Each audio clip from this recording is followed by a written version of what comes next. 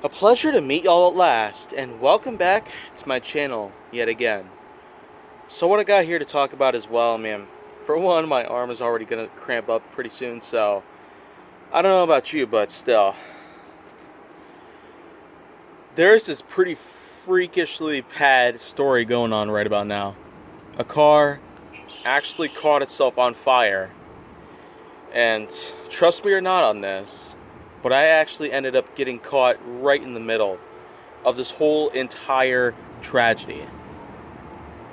And I'm saying that someone's white vehicle actually ended up bursting into flames due to some sort of an engine problem that took place. There was tons of smoke going all over the place, and well, it ended up causing a few motor accidents along the way.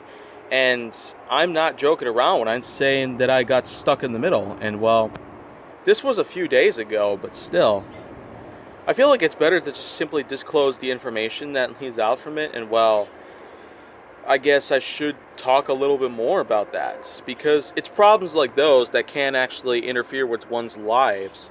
And simply put, any life that could be put in risk or extreme danger, all for a simple accident that is being taken on by another driver, it's still a pretty horrible affair to ever go through. To have something as serious as one motor accident, which would inevitably cause others to start crashing into each other, whether if it's a head-on collision or a T-bone or a fender bender of some sort, then well, just know that the fact that motor vehicle accidents just happen all over the place. And it's superfluous as it may be, but you'd be astonished at how many times lots of people have gotten into accidents. And there's certainly a lot of other things that probably can't be connected to all of it, but still. What I got to say about my personal experiences with this point is that, well, a motorist just caught on fire. Entire car almost blew up. And I ended up getting caught in the smoke. It never cleared for a solid 40 seconds. And the smell just pretty much stuck it to the interior, even if I had the window shut. I was really close to passing out while I was on the wheel. That would have put me at risk for high speed-based collisions of any sort, or even getting pounded by another driver. Whether if it's in a pickup or a semi or something else entirely, even if it's just a really small car, then there's a good chance I could get a lot of damage put into it. Driving a 2001 Jeep Grand Cherokee Laredo with a crap ton of damage being put onto it, it's already risky enough on its own, but it's still a huge issue that's taking place. I mean, lots of motorists just need to know the bare basics of being able to operate their own vehicles. A white 16 or 17, it might have been, and I could tell it was a Mazda-based boxy sort of flex fueler vehicle. I kind of forget what some of these models are, but still. It was a boxy-shaped flex fueler made by Mazda, 2016-2017, that the engine itself had caught on fire and then began to roll backward even while it was parked. Maybe the fire might have ate up the transmission or something, but on top of all that, I mean, the vehicle nearly exploded. And there were a lot of fire department operatives and even ambulances and police units out there on the scene. That entire area pretty much had to be shut down. The intersection between Pilgrim and Parkway, pretty much, that would lead out onto the southbound edge of Interstate Route 41, that was pretty much what the worst could have happened. That entire place could have gotten itself shut down, because if the flames were to spread even further, then well, there's a pretty huge amount of vegetation in the circle of, well, grass in that area. And if the fire were to ever spread to that area, then well, it would be much like an actual forest fire or wildfire.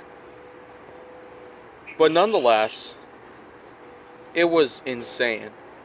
I ended up getting caught in the smoke field, and 40 seconds it took for the smoke itself to completely clear out and for the smell to go away, pretty much.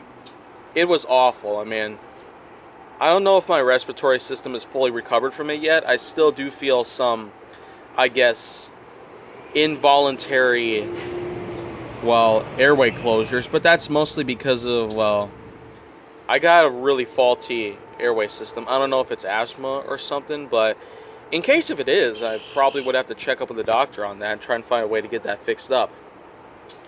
But still, that was horrifying. I'm not at all terrified of any of these things out there because they happen so often and whatnot, but this was just plain old scary for many people out there. I'm certainly not scared of this stuff, but I know any of y'all would. If you ever found a motorist whose engine is on fire and whose vehicle is about to explode due to immense amounts of flame buildup, then, well, my advice would be to turn the opposite direction and speed as fast as you can away from the smoke and the flames themselves.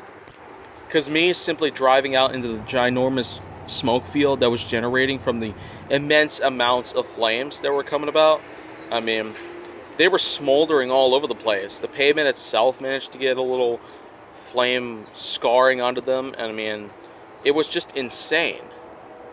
That motorist obviously had no idea what they were doing. But you know what, I mean, I'm more than just willing to let it go at this point because after all, vehicle accidents could be much worse than that. Especially with the fact that there are tanker truck drivers out there whose tanks could literally explode in just one shot from a bullet. Yeah, I mean, depending on how the flammability of whatever solvent or liquid that they're carrying around with them, tens of thousands of gallons worth of this stuff is just simply bad.